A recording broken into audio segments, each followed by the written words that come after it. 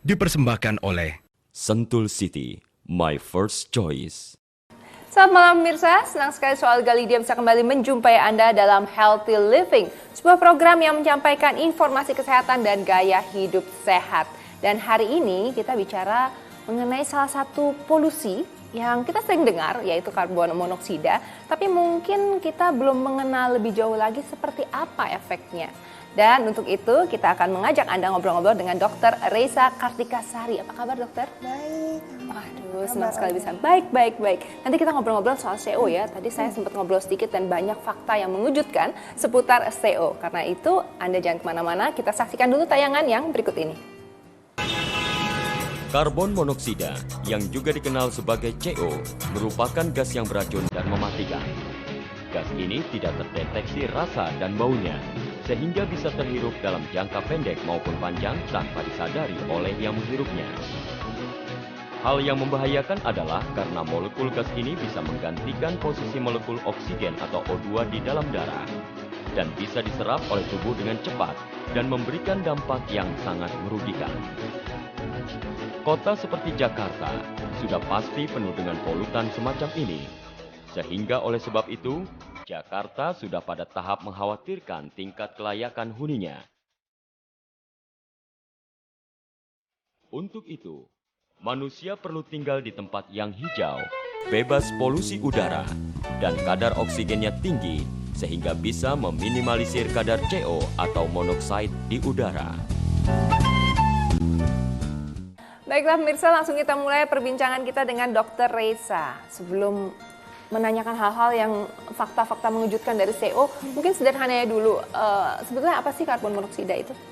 Karbon monoksida merupakan suatu senyawa antara karbon dan oksigen yang melalui pembakaran yang tidak sempurna sebenarnya. Ya. Dan sedangkan pembakaran-pembakaran yang tidak sempurna itu yang mengakibatkan bahayanya karbon monoksida yang semakin tinggi di perkotaan.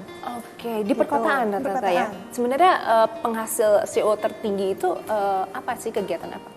Jadi paling banyak itu disebabkan oleh kegiatan manusia, terutama dari kendaraan bermotor yang menggunakan bensin.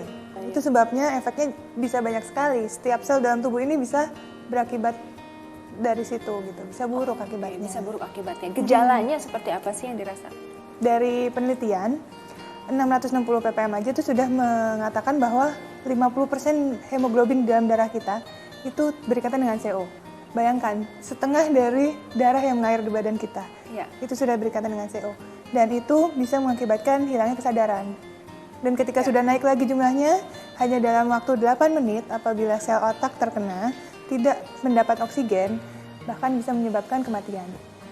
Oke, itu dalam kadar yang sangat tinggi. Tapi kalau misalnya sedikit-sedikit setiap hari, itu pengaruhnya seperti apa? Pengaruhnya karena dia ada terus di badan, ya. Jadi misalnya CO itu mengalir pada otot jantung, ya. Jadi otomatis otot jantung itu kan nggak dapat suplai oksigen, gitu. Jadi pasti ada gangguan pada otot tersebut, ya, pada jantung tersebut. Jantungnya berhenti mendadak. Luar biasa. Kalau untuk anak-anak atau ibu hamil, pengaruhnya? Pengaruhnya otomatis karena pembuluh darah ibu dan anak itu sama, jadi CO-nya itu pun masuk ke pembuluh darah anak. Apa pengaruhnya bagi janin? Bagi janin, pertama bisa mempengaruhi sel-sel otaknya ya, terutama ya, jadi IQ-nya bisa rendah, kemudian kesehatannya juga, jadi banyak yang lahir prematur, banyak yang lahir dengan berat badan rendah, dan lain sebagainya.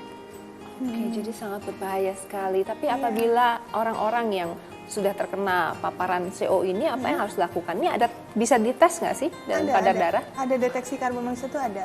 Di perkantoran besar seharusnya sudah banyak gitu, karena di kantor-kantor besar terutama di daerah dingin kan banyak yang menggunakan heater.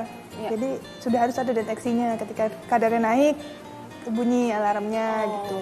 Dalam darah pun bisa diukur. Bisa diukur. Ya. Nah, kemudian apa harus dilakukan kalau misalnya orang tersebut ternyata memiliki kadar CO yang di atas kewajaran? Yang pasti dia harus mendapatkan lingkungan yang Kalau misalnya dari yang fatal oksigennya. dulu deh, misalnya ternyata Dia ditemukan kasus sudah pingsan, sudah hilang 50% kesadaran. CO itu masih bisa bagaimana Iya, jadi ketika kita menemukan orang seperti itu, kita buru-buru bawa dia ke lingkungan yang terbuka ya, Udara yang banyak terbuka, ya. sirkulasinya. Kemudian dilakukan CPR, sebisa mungkin ketika denyut jantungnya kembali gitu ya, dibawa ke rumah sakit, itu bisa dilakukan oksigenasi dengan dosis yang cukup tinggi dan juga bisa dilakukan hiperbarik. Oh, gitu. hiperbarik ruangan tekanan tinggi dengan oksigen di dalamnya Mm-mm, gitu ya. Jadi sehingga oksigennya masuk ke dalam sel-sel tubuh Oke. gitu. Tapi kalau misalnya yang kadarnya tidak fatal, tapi tentunya efeknya tadi bisa jantung, bisa Ya. macam-macam, itu apa yang harus dilakukan? Yang pasti jangan terpajan dengan CO lagi lebih lanjut gitu kan. Ya. Jadi harus Menjauhkan diri dari paparan CO, betul. pindah ke tempat yang Pindah tempat yang hijau, masih hijau, banyak pepohonan, kemudian tidak banyak polusi, Tidak banyak tidak kendaraan, banyak ya. kendaraan bermotor dan lain sebagainya. Oke, ini menarik sekali ya. Daerah pegunungan yang banyak pohon-pohonnya itu juga mengandung oksigen yang lebih banyak gitu. Lebih banyak. Tapi kita sering melihat juga bahwa di tengah kemacetan Jakarta ada juga yang lagi olahraga.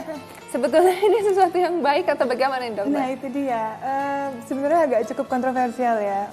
Olahraga di tengah polusi.